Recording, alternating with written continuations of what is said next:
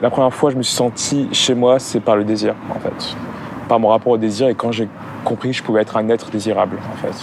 Ce qui n'était pas le cas avant.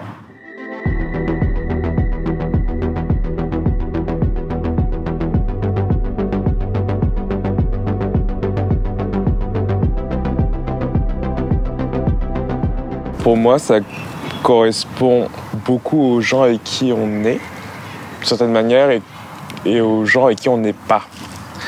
Donc c'est pour moi un peu un va-et-vient entre comment je me sens chez moi avec des personnes, par exemple, et comment ces personnes peuvent créer et constituer un espace, et en même temps comment je peux justement ne plus être avec ces personnes et être dans un autre espace qui sera du coup le mien, qui sera réapproprié. Il faut savoir être un peu nomade dans sa tête. Il faut être nomade. Parce que si tu te fixes toujours au même endroit, à la fin, quand tu reçois une secousse, tu sauras pas plus où aller. Donc le chez-soi, il faut rester nomade dans son chez-soi. Ah, je peux me balader dans pas mal d'endroits chez moi. On me dit, pose tes fesses, serre-toi. C'est comme si j'étais chez moi. À partir de ce moment-là.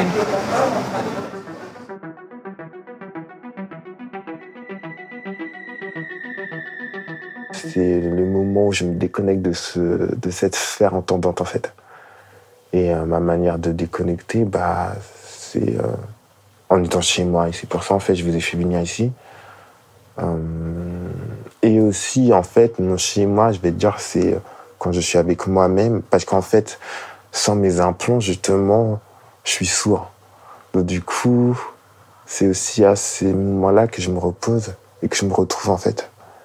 Je dirais plus que le chez-soi, c'est vraiment plus, au final, physique que géographique, en fait. Le chez-soi, c'est quand je suis devenue Hélène, où ça a été très violent avec ma famille, ça va étonner personne. Et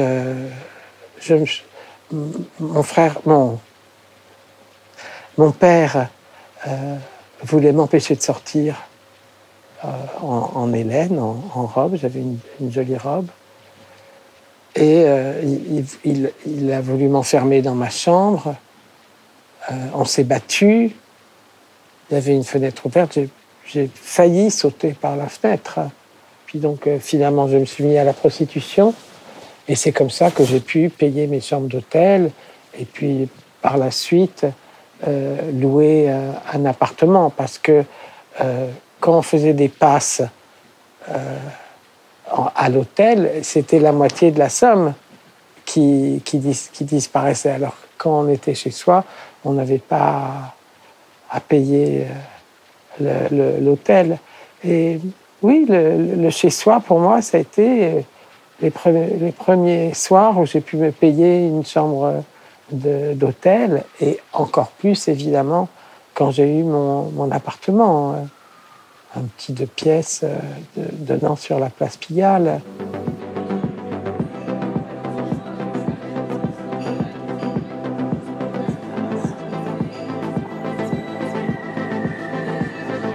C'est nécessaire, c'est très essentiel. On ne peut pas être toujours... on peut toujours voyager, on peut toujours changer d'endroit. Moi, j'ai vécu ça un peu quand je faisais mes études en Allemagne et puis quand j'ai bougé pour vivre en Lituanie. J'arrivais à construire ça. J'arrivais à construire les environnements autour de moi. J'arrivais à avoir les éléments que j'avais besoin pour me sentir bien. Mais il y a plein de petites choses qui font aussi partie de cette sensation. Là-bas, par exemple, en Lituanie, je n'arrivais pas à me sentir complètement chez moi, parce que la culture, elle était très différente. Donc c'était surtout ça. Chez moi, c'est où je me sens bien, où je partage une intimité, et où à l'extérieur de chez moi. Maintenant, la France, c'est un peu chez moi. Paris, c'est un peu chez moi maintenant. Parce que je le sens, je vis ça à Paris. J'ai ma communauté, j'ai mes amis. Tout ça, c'est des moments où je suis chez moi.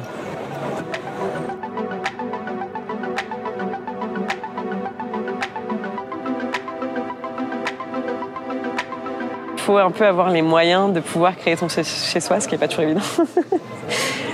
D'autant d'un point de vue économique que social.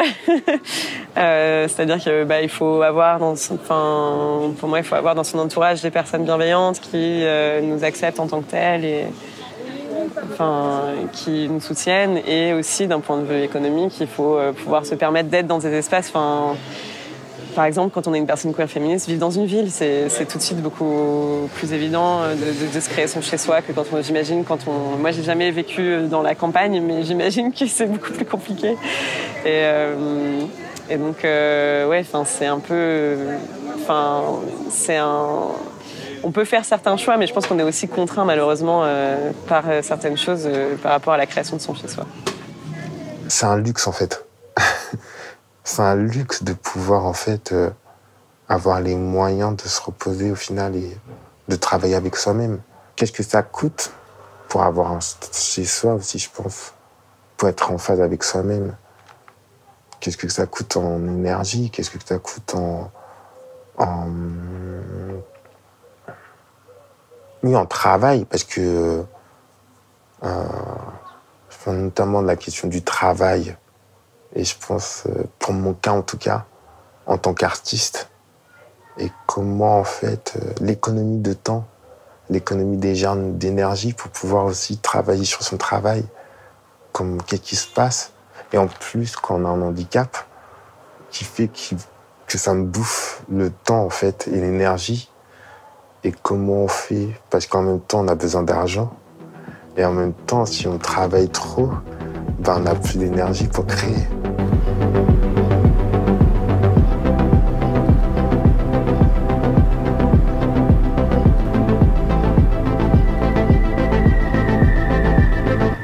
Après une longue relation, j'ai découvert l'ambiance queer, un peu plus libertaire. J'aime bien le concept où on va être un peu moins dans ces hypocrisies-là. Si on veut parler de telle manière, on pourra parler de telle manière. Mais quand même, il faut avoir une certaine retenue. Parce que si tu parles trop d'une telle manière, on te remet dans la case. Donc à la fin, je me sens bien dans toute la communauté LGBT avec toutes ses qualités et tous ses défauts. Je pense que c'est des problèmes qui malheureusement se reproduisent dans toutes les communautés queer. C'est que oui, il y a beaucoup de notions de rivalité, on va dire de je suis ou une ou un meilleur militante que toi pour X ou Y raison. Pour moi, il y a beaucoup de critiques pas forcément constructives aussi. Des attitudes extrêmement violentes, et des réactions extrêmement violentes parfois par rapport à la manière dont certaines personnes agissent ou disent les choses, alors que ça pourrait être abordé de manière plus constructive. J'ai décidé de vraiment moins être dans des espaces activistes que je trouve de manière générale très compliqué, vraiment très compliqué, et que je trouve très violent en fait. Parce que c'est beaucoup plus violent d'être dans des espaces qui sont créés pour nous, mais qu'en fait, les gens répliquent les mêmes violences, ou il y a des violences qui sont quand même... qui existent tous les jours en fait. Mais moi, je supportais pas trop. En fait. Je préférais autant être à l'extérieur et subir la violence extérieure que d'être dans des espaces de communauté où c'est censé être sécurisant, qu'en fait, tout le monde est broken, et genre, c'est vraiment compliqué des fois.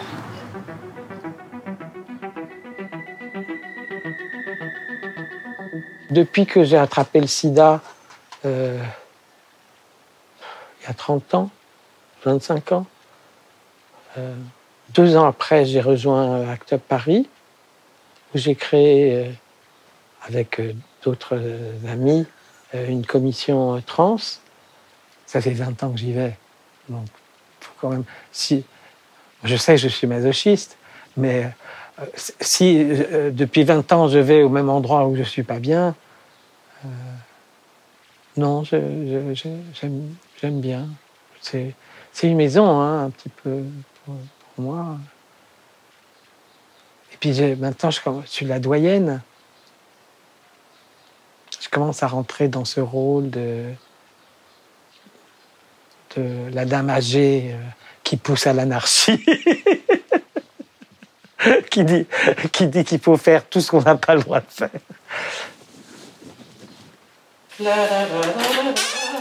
Regrette bien le temps passé, je voudrais être encore fille. Pour moi, l'identité queer, qui va être certainement l'identité qui va être la plus, genre, à la mode et la plus récupérée aussi, parce que ça devient un truc qui devient de plus en plus mainstream aussi d'être queer, parce que ça ne veut plus rien dire en fait. Genre tout le monde est queer, même les hétéros sont queer maintenant. Et je me suis toujours identifié comme homosexuel. J'ai pas eu de période enfin où je me suis réveillé comme ça.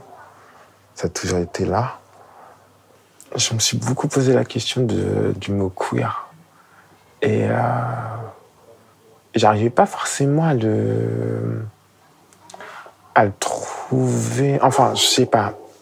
Je pense qu'en tant que noir, la question du queer sur Paris est un peu problématique, dans le sens où c'est beaucoup de blancs. Et du coup, de quel queer on parle? La question queer avec les intersections, c'est du coup au-delà de la sexualité, et à mon sens. Et c'est de comment en fait tu composes avec tout ce que tu es.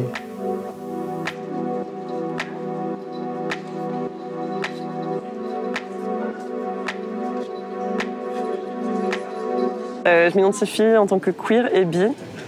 Queer, parce que c'est un terme assez politisé et qui correspond bien à moi, ce en quoi je crois au niveau de mes convictions féministes, de remettre en question les normes du genre et de la sexualité, mais aussi bi, même si je sais que c'est un terme qui met mal à l'aise beaucoup de personnes dans la communauté queer, parce qu'il y a ce côté binaire, mais moi je le conçois pas forcément comme ça, je le conçois un petit peu comme pan en fait, mais c'est aussi pour mettre l'accent sur le fait que de fait, moi j'ai eu beaucoup d'expériences avec des mecs cis, je suis sortie avec des mecs cis, j'ai fait du sexe avec des mecs cis pendant longtemps et toujours maintenant de temps en temps, et j'ai pas envie de renier cette partie de moi-même, mais je sais qu'il y a il y a un sentiment extrêmement fort de biphobie dans la communauté queer que je trouve extrêmement décevant. Parce que je trouve ça pas normal qu'on soit dans une communauté qui se revendique en tant qu'extrêmement acceptante et ouverte, et que d'autre part on mette à l'écart des personnes qui ont des relations avec des mecs cis, parce que d'autant plus que je trouve que c'est extrêmement difficile en tant que personne queer et féministe d'avoir des relations avec des mecs cis. Donc si en plus on doit subir le shaming de la communauté, c'est la double peine. C'est une question que je me pose toujours, parce que je sens qu'il y a plusieurs personnes qui habitent de moi, tu vois. Chez moi, il y a plusieurs personnes qui sont là. J'ai toujours ces relations droite et gauche dans mon corps, et je vis sur ça. Mon côté gauche, c'est un côté qui il est très féminin, c'est un côté où je sens ces trucs.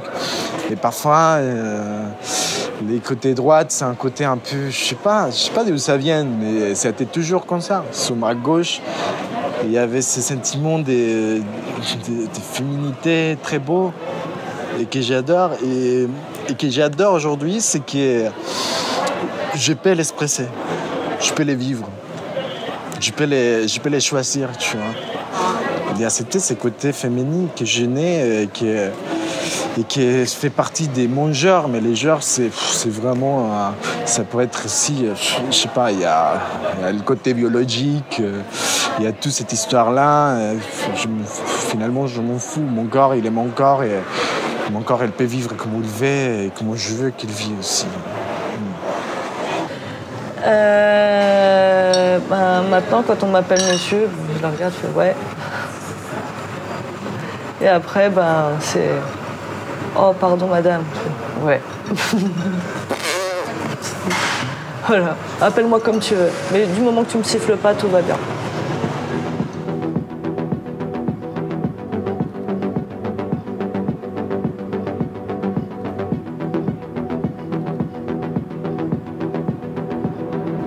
France, dans la communauté trans, je ne sais pas ailleurs, il y a une guerre maintenant que les queers nous ont balancée entre les binaires et les non-binaires. « Ah, toi, t'es une binaire, ah, toi, t'es une non-binaire !» On avait besoin de ça. On avait besoin que les binaires et les non-binaires se fassent la guerre. C'est vraiment... C'est affreux. C'est affreux. En plus, comme si on pouvait réduire l'humanité aux binaires et aux non-binaires. Mais c'est asséchant.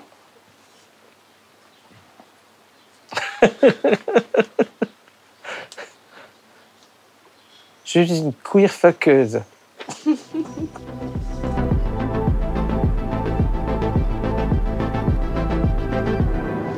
Je pense que les personnes queer vont se sentir plus à l'aise dans les espaces clos, en groupe, dans les soirées, dans les bars qui vont être dédiés pour elles ou pour eux.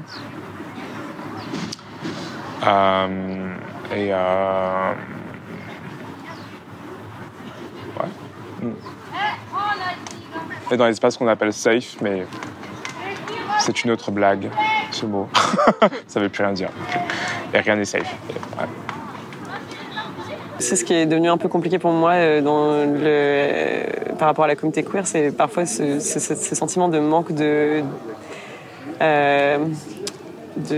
privé en fait, et de vraiment de pouvoir être un peu dans un endroit autant où je me sens bien, mais autant où genre je peux être sans forcément me dire que je vais croiser plein de gens. Je pense qu'on a des communautés et des personnes qui font de plus en plus de choses différentes et pour certaines qui se réapproprient l'espace public. Enfin, il y a des associations comme Féminicité qui justement luttent pour ce genre de choses. Il y a de plus en plus d'espaces qui, a priori, peut-être étaient hétéros, qui sont en train qui se font réapproprier. Mais je pense que ça reste toujours les mêmes espaces, malheureusement. Et c'est vrai que la communauté queer et féministe reste quand même cantonnée à certains lieux et certains événements, on va dire.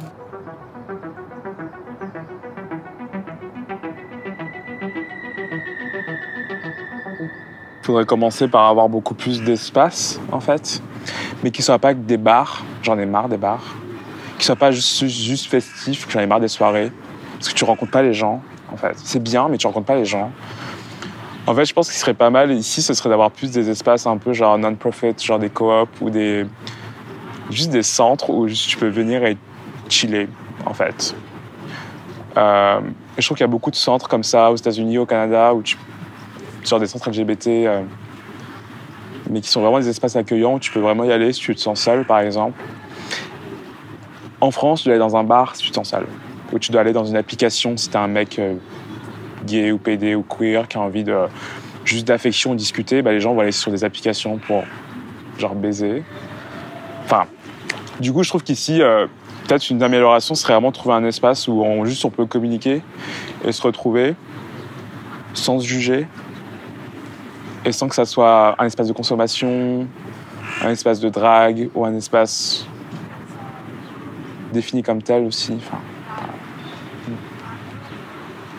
La communauté queer, en termes de soirées ponctuelles, elle est plutôt, en 10 ans, elle est plutôt bien représentée à ce niveau-là. Mais en termes de jour, non. En termes de nuit, oui. En termes de jour, non. Et malheureusement, aujourd'hui, il serait bien... ce serait cool plutôt que la communauté queer ne voie plus trop que par la nuit, mais aussi par le jour. En fait, il faut que tout soit adapté. Parce qu'en fait, que ce soit dans l'art, que ce soit dans la médecine, que ce soit dans l'espace public, pour aller dans le parc, que ce soit... En fait, il ne devrait pas avoir de restrictions.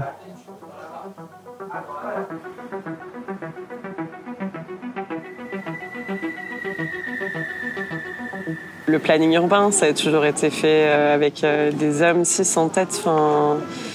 Et de fait, il y a beaucoup d'espaces qui sont exclusivement occupés par des hommes cis, notamment, je pense, Rien que voilà, un terrain de foot, un terrain de basket, la place de République, tous les mecs skateurs, enfin des choses comme ça. Il y a des espaces qui sont de fait exclusivement masculins, même s'ils sont pas définis en tant que tels explicitement.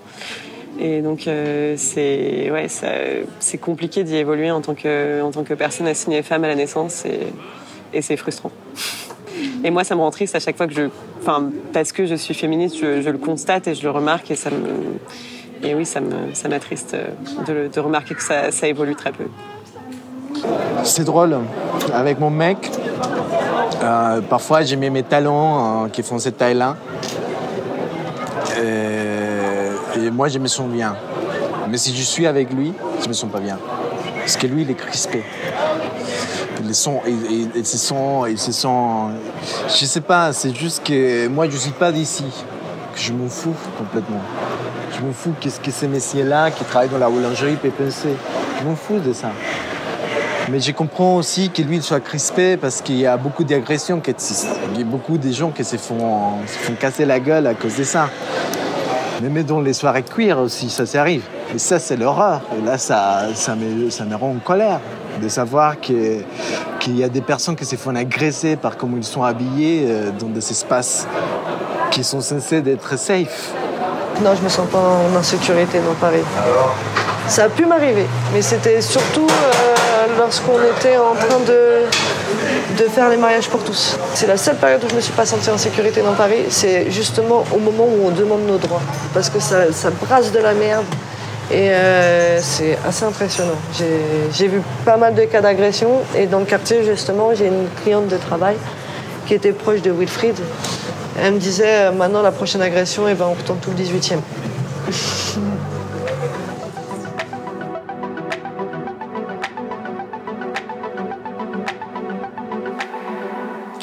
Moi, je crois que le problème, c'est pas les espaces, c'est qui les gère. Voilà. S'il y a une bande d'homophobes et de transphobes qui débarquent quelque part, c'est pas la faute du monument. C'est juste l'évolution des mentalités, on va dire, qui, pour moi, ferait que les espaces publics deviendraient plus accessibles et ça permettrait aussi de les façonner de manière à faire qu'ils soient plus accessibles. Je trouve que la nouvelle génération, elle est beaucoup plus... Après, j'ai 26 ans, hein. Mais je trouve que la génération plus jeune que moi, elle est beaucoup plus... Elle est plus genre, on est qui, en fait. Ils se posent moins de questions. Parce que pour le coup, il y a les droits qui sont un peu venus. Il y a moins l'inconscience de l'historique aussi, de violence. Mais du coup, ça permet aussi d'avoir une plus grande... je trouve qu'il y a une plus grande liberté, en fait. Même moi, je la remarque alors que c'est quasiment ma génération. Tu vois. Je vois une différence. Entre nous, ma génération, on est quand même beaucoup plus aussi dans un rapport de fuck it, je le fais. Mais je trouve on se pose beaucoup plus de questions, par exemple, je trouve. On est encore dans un rapport de négociation. Alors que la nouvelle génération, elle négocie moins, elle est plus genre, je m'en fous, je fais. On est beaucoup plus à l'extérieur qu'on était avant. Et je pense que c'est surtout ça qui nous donne la force. C'est le fait d'être, d'affirmer, de se présenter, de choisir, de se dire je suis là et j'ai envie que cet espace soit à moi. Et à mes potes aussi, et à ma copine aussi, et à mes amis. C'est ça qui est fait. Ouais. Je pense que c'est à partir de là qu'on a réussi à faire ça. On est dans la lutte. Mais on est plus pressant. Mais on n'a pas peur.